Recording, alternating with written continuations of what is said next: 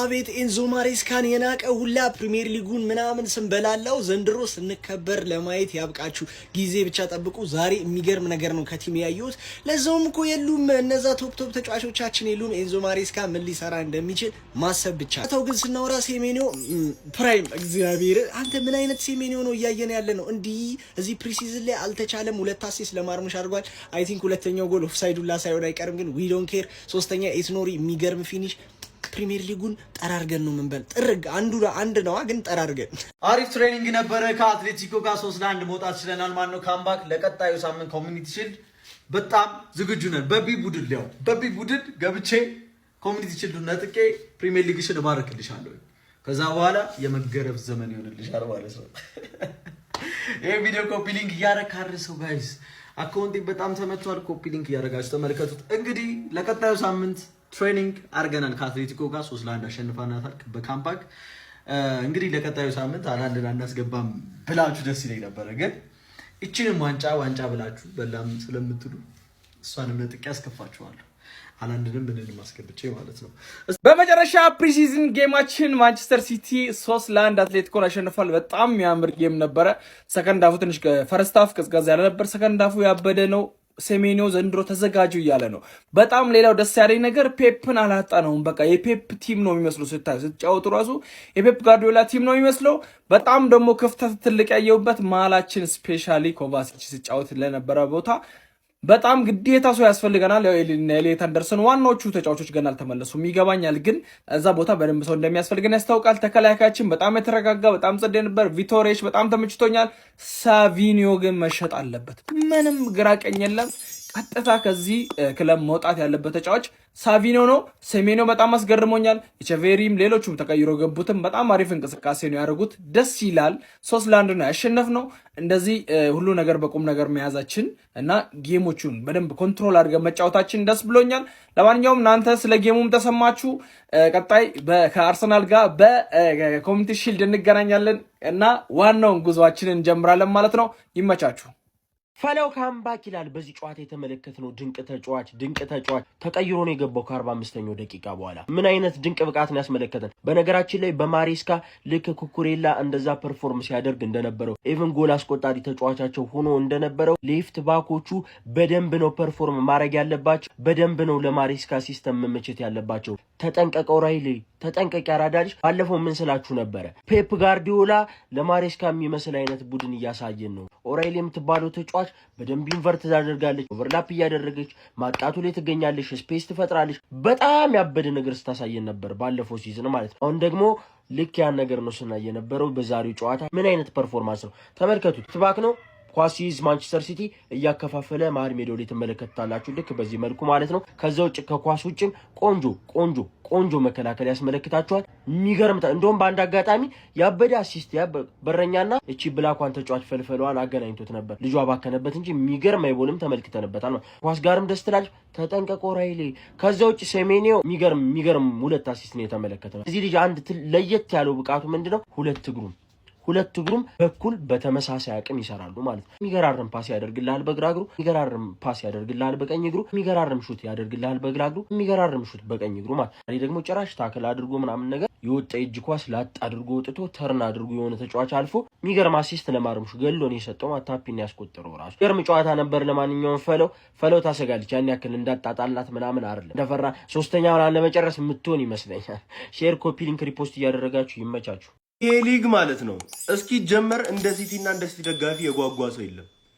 እኔ አላገኛችሁ ይሄ ሊግ ተጀምሮ ብቻ ፐርፎርማንስ አምታውት ፕሪሲዝኑን የዛሬ ሳምንት ዋንጫ አለ። ዋንጫዬን ወስዳለሁ እንደተለመደው። አርሰናል ናት ችግር የለውም እሱ። ግን ይሄ ሊግ ይጀመር፣ ይሄ ሊግ ብቻ ይጀመር። ከዛ ታዩታላችሁ ሲቲን ማለት ነው። እና ደግሞ በዛ ላይ ሮድሪ መቆየቱ የተረጋገጠለታ ፕሪሚየር ሊጉን ተውትና ሌሎች ነገሮችን እንጨምራለን። ትሬብል ልንደግም የምንችልበት ሲቹዌሽን በጣም ሃይ ነው። አሁን ስለ ዛሬው ጌም ግን ስናወራ ሴሜኒዮ ፍሮም ዴይ ዋን ማለት ነው እኔ ነበርኩ ስናገርለት የነበረው የልጁን ችሎታ የልጁን አቅም አሳያችሁ። በዛ በኩል ሲያሰልፈው ስለነበር ነው ፔፕ በዚህ ሲሰለፍ አይታችኋል አይደል? ልጁን ኤንድ ፕሮዳክት ያለው ዊንገር እንጂ እኛ ሽልጥልጥ ዊንገር አያስፈልገንም ብዬ ነበር። አሳየ ሴሜኒዮ 2 አሲስት አድርጎ ወጣ። ማን ኦፍ ዘ ማች ነበረ ዛሬ። ኢቭን ማች ላይ የነበረው ፐርፎርማንስ በጣም ጸድ የሚባል ፐርፎርማንስ ነበር። ሴሜኒዮን ባክስ አድርገውም የነበረው ለዛ ነበር። ኤኒዌይስ ቲማችን ፉሊ ፊት የሆነው ቲማችን አሁን ይመለሳሉ። ወርልድ ካፕ ቆይተው የወጡትም አሁን ይመለሳሉ ተብሏል። ፉል ስኳዱን አስቡት። አዩብ ቧዲ እዚህ ቲም ላይ ይጨመራል። ሮድሪ ያው መሄዱ እየተረጋገጠ ነው፣ ግን ቢቆይ ኢማጂን ቢቆይ ደግሞ አስቡት። ኮንትራት አይፈርምና ይችን 1 ዓመት ብቻ ይጮት ትሬብል በልቶ ይወጣል። ግን ይሄ ሊግ አይጀመርና እንዳላገኛችሁ እዛ ብቻ 2 ሳምንት አያገናኝን፣ ችግር የለው። እኔና ማሬስካ በቃ በደንብ ኦልሬዲ ተግባብተን ጨርሰናል። ይኸው ፈርስት ሃፍ ያወሩትን ጭቅላት ይነካል። ሴሜኒዮን በጣም የተረዱት በጣም በተደጋጋሚ ያስገባላቸዋል የሉ ሳቪኖ ቦክስ ጣራይቭ አያደርግም ወይ ማርሙሽ አንድ አጥቂ ገብቶ ወይ ጠቅም በጣም ማርሙሽ ራሱ በጣም አዝኜበታል። እውነት ለመናገር ውስጥ ገብቶ አትሊስት መጠበቅ ይችላል እኮ ኳስ አልደረሰማ ዲፕ የምመጣው ለዛ ነው። ውስጥ እስቲ ቆመ ጠብቀው እስቲ ከዛ ታገባል። እንዳያውስ ነው እንግዲህ ኦማር ማርሙሽ አርፈ ቆም አልኮ አገባ። 30 ክሮስ ነበር ሲገባ የነበረው 3-1 ብቻ አይደለም 8-1 5-1 በዘና ዘና እያልን አጥቂ እንደው አጥቂዎቻችን አናገባም በቃ እኛ አንፈልግም ጎል እያሉ ነበር። ጨዋታውን ማየት ላልቻላችሁ ቴሌግራም ያስቀምጬላችሁ ሁላችሁም ተመልክታችኋል፣ ሁላችሁም ታይቷችኋል ብዬ አስባለሁ። ከዛ ውጭ ደግሞ እኛም ቡድናችን ተማምነን ቆረጥ አድርገንበት አፍሰነዋለሁ ምላችሁ ዘና ፈታ እንላለን። ስለ ጨዋታው እያወራን እንቀጥል። ቴሌግራም ቻናል ደግሞ መቀላቀል እንዳይረሳ። ሌላም ቲም እንግዲህ ጨዋታ የምታዩበትን መንገድ እንግዲህ ይፈጥርላችኋለሁ። ምክንያቱም እና ደግሞ ቀመር እንዳያመልጣችሁ ቴሌግራም ቻናል መቀላቀል እንዳይረሳ። ሙሴፍቲ እያላችሁ ሰርች በማድረግ ማለት ነው። እንቀጥል እስቲ። ያለችዋን ቼንጅ ነው ያደረገው በቃ ቦክስ ውስጥ ታገኙ ነላችሁ። ሌላ ነገር ምንም አልነበረውም። ከና ራያን ትሩሪ ተቀይሮ ገብቶ ራሱ ማስቆጠር ችሎ ነበረ። ደስ የሚል ነገር ነው ያየህ ነው። የሆነ ሰዓት እንደውም ቢደብረን ምን እንዳረገ ታውቃለህ? ግን ማሬስካ እንደ ፔፕ ራሱ በቃ አመሉ ከድሮም አለ። ምን አረገባቸው መሰላችሁ? ቪቶር ሬሽን በሪኮ ሉዊስ አስወጣ። ሴንተር ባክ በራይት ባክ ማለት ነው። ከዛስ በአንድ ሴንተር ባክ ሊሆን የተለ ሰዓት ስንጮል ነበር። እንዴት አረግን? ጆስኮ ቫርዲዮ ከሌፍት ባክ ወደ ሴንተር ባክ መጣ። ሁለት ሴንተር ባክ አረግነውና ራይት ባክ የሆነው በሌፍት ባክ በኩል ጆስኮ ቫርዲዮ ሲቀየር ሪኮ ሉዊስም ወደ ሴንተር ባክ እየመጣ ነበር። አስፈላጊ ከሆነ እንደዚህ እንጮታለን ተባባሉ። የማይፈላሰፈው ጉድ የለም ነው የምላችሁ። ፕሮግሬሰሮቹ ደግሞ ያው አሪፍ ሰርተዋል ብዬ አምናለሁ። ቻንስ ብዙ እንድንፈጥር የሚያደርጉ እውነት ለመናገር ራይንደርስ እና ኮቫች ናቸው። ነገር ግን ኦፍ ደ ቦል ያለው ጉዳይ ላይ ኮቫች አሪፍ ቢሆንም ግን ራይንደርስ በቃ ጋይስ ምን እንደምናደርገው አላውቅም። በቃ ይለቃል የሚተባሉ በዚህ የመጣ ነው ባይዙ በጣም ማሬስካ እድል ለመስጠት የሞከረ ነው።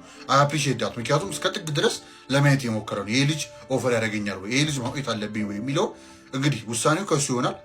ያንን መጥፎ ነው እያልኳቸው አይደለም፣ ግን ስቲል ይቀረዋል፣ መስተካከል አለበት እና ምናልባት በዳውት ጌሙን ላይክ ጨዋታዎች የምንጀምርበት ሰዓት እንዳይፈጠር ራይንደርስ የሚገባ ሰዓት ያው ብዙ እንዲሰለፍ ደግሞ ይፈልጋል። ፕሪሚየር ሊጎች ወሳኝ ጨዋታዎች ላይ መግባት ይፈልጋል። ወሳኝ ጨዋታዎች ላይ ደግሞ ኮስት ያደርግን ይችላል እንደዚህ አይነት ነገሮች። ኤኒዌይስ እሱን አስበው ማሬስካ እንደሚያስተካክል አልጠራጠርም።